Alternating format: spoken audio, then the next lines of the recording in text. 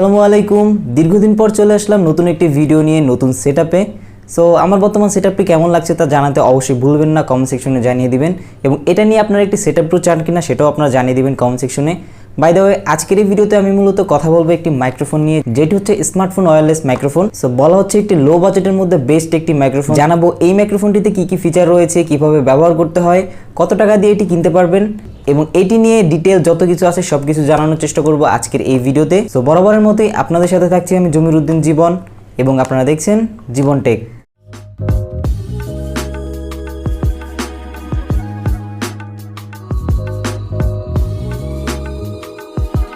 Welcome back viewers.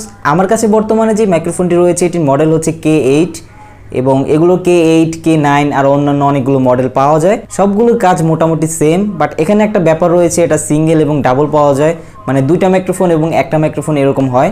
So আমার কাছে রয়েছে বর্তমানে সিঙ্গেল মাইক্রোফোন, যেটা একটা, কারণ একটার বেশি আমার প্রয়োজন হয় না। সো যাই হোক, এটার মডেল তেমন একটা ফ্যাক্ট না, কারণ এটা যেহেতু চাইনিজ কোম্পানির, সবগুলো কোম্পানির মাইক্রোফোনই প্রায় সেম এবং দামও কিন্তু সেম। সো প্রথমে এটিকে আনবক্সিং করা যাক। সো বক্স খুললে আপনার সবার প্রথমে দেখতে পাবেন একটি মাইক্রোফোন, যেটি হচ্ছে মেইন মাইক্রোফোন, এবং পাশেই রয়েছে একটি রিসিভার, যেটি আপনার ফোনের পিছনে লাগিয়ে আপনার ব্যবহার করতে হবে। এবং এরপরে আপনারা দেখতে পাচ্ছেন একটি পোর্ট, যেটি হচ্ছে মূলত আইফোন ইউজারদের জন্য। যারা কিনা আইফোন ইউজ করছেন তারা রিসিভারের পয়েন্টে এটা লাগিয়ে নেবেন, পরবর্তীতে আপনার আইফোনে লাগিয়ে আপনি নর্মালি ব্যবহার করতে পারবেন। এবং এরপরে রয়েছে একটি কেবল, যেটি দিয়ে আপনার মাইক্রোফোনটিকে চার্জ করে নিতে পারবেন। এবং সর্বশেষ রয়েছে ইউজার ম্যানুয়াল, যেটা তেমন একটা প্রয়োজন নেই, কারণ এই ভিডিওতে আপনাদেরকে আমি দেখিয়ে দিব কিভাবে ব্যবহার করতে হয়, বা ইন ডিটেল যা কিছু আছে সবকিছু এই ভিডিওতে জানিয়ে দেওয়ার চেষ্টা করব। সেকেন্ড কথা বলা যাক কিভাবে এটিকে ব্যবহার করবেন।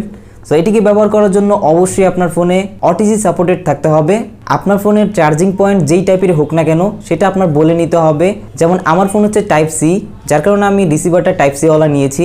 এটা আপনার দোকানদারকে বলে নিতে হবে, অথবা আপনি অনলাইন থেকে অর্ডার করলেও সেখানে দেখে নিতে হবে, নয়তো কিন্তু আপনি এটাকে ইউজ করতে পারবেন না। আর এটি ইউজ করার প্রধান শর্ত হচ্ছে আপনার ফোনে ওটিজি সাপোর্টেড হতে হবে। তো এটিকে ব্যবহার করার জন্য সর্বপ্রথম রিসিভারটিকে আপনার ফোনের সাথে কানেক্ট করতে হবে, পরবর্তীতে মাইক্রোফোনটি অন করতে হবে।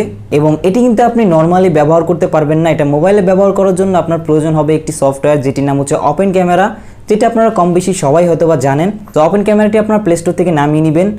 পরবর্তীতে ওপেন ক্যামেরা একটি সেটিংস করে নিতে হবে, যেটি হচ্ছে আপনার সেটিংসে যেতে হবে এবং সেখান থেকে আপনার ভিডিও সেটিংসে যেতে হবে।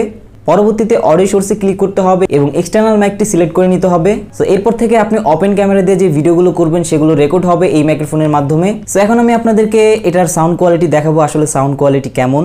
সো বর্তমানে আপনারা যে ভিডিওটি দেখতে পাচ্ছেন এটি মূলত রেকর্ড করা হচ্ছে ওপেন ক্যামেরা দিয়ে এবং ওয়্যারলেস সেই মাইক্রোফোনটি লাগিয়ে আমি নিয়েছি বর্তমানে। সো আপনারা সাউন্ড কোয়ালিটিটা বুঝতে পারছেন যে আসলে সাউন্ড কোয়ালিটিটা কেমন। তো আমি এখন আপনাদেরকে একটু বাইরে গিয়ে দেখাই।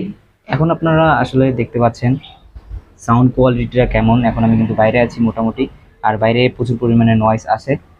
সো বুঝতে পারলেন আসলে সাউন্ড কোয়ালিটিটা কেমন। আর একটি ব্যাপার আপনাদের জানা উচিত, সেটি হচ্ছে আপনারা যদি মাইক্রোফোনটি অনেক কাছাকাছি লাগিয়ে তারপরে কথা বলেন তাহলে কিন্তু সাউন্ডটা ফেটে যাবে। চেষ্টা করবেন মাইক্রোফোনটা মোটামুটি একটু দূরে রেখে তারপরে রেকর্ড করতে, তাহলে কোয়ালিটি অনেকটা ভালো হবে এবং এডিট করার পরে সেটা অনেক সুন্দর হয়ে যাবে। তো আপনারা দেখতে পেলেন এটা সাউন্ড কোয়ালিটি কেমন ছিল।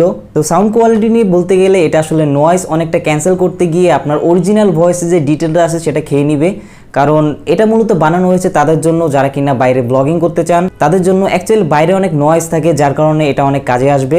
মোটামুটি এটা ভালোই নয়েজ ক্যান্সেল করছিল যেটা আমি দেখছিলাম। তো আরেকটু ভালো হতো যদি এটা ভয়েসটা আরেকটু ক্রিস্টাল ক্লিয়ার থাকতো। তো এখন কথা বলা যাক এটা ব্যাটারি ব্যাকআপ নিয়ে। যদিও মাইক্রোফোনটির কোম্পানি বলছে এটা 10 ঘন্টা ব্যাটারি ব্যাকআপ দিবে, বাট আদৌ 10 ঘন্টা দিবে কিনা সেটা আসলে আমি শিওর না, কারণ এটা আমি একটানা 10 ঘন্টা ইউজ করিনি। হয়তো বা 10 ঘন্টা থেকে কম ব্যাকআপ দিবে, বাট 10 ঘন্টা ব্যাকআপ প্রয়োজনও হয় না, কারণ এত বড় ভিডিও কেউ এটা দিয়ে করবে না। আর চার্জ হতে এটা প্রায় 1 ঘন্টার মতো সময় লাগছিল। সো এখন কথা বলা যাক এটার টোটালি কোয়ালিটি নিয়ে। সো বলতে গেলে আপনি এটা যেই টাকা দিয়ে কিনবেন সেই টাকা দিয়ে আপনি বয়া M1 কিনতে পারবেন, সেটা কিন্তু ওয়্যারলেস না। আর বয়া M1 কিন্তু মোটামুটি অনেকটা ভালো কোয়ালিটির। অ্যাটলিস্ট 1000 টাকার মধ্যে আপনি এত ভালো মাইক্রোফোন আর পাবেন না, আর তাও যদি হয় ওয়্যারলেস তাহলে তো কথাই নেই। সো আপনি যদি কোয়ালিটিফুল ভয়েস চান তাহলে আপনার বয়া M1 ইউজ করতে হবে এই বাজেটের মধ্যে। আর এই বাজেটের মধ্যে যদি আপনি ওয়্যারলেস চান তাহলে আপনার এই ধরনের মাইক্রোফোনগুলো ইউজ করতে হবে।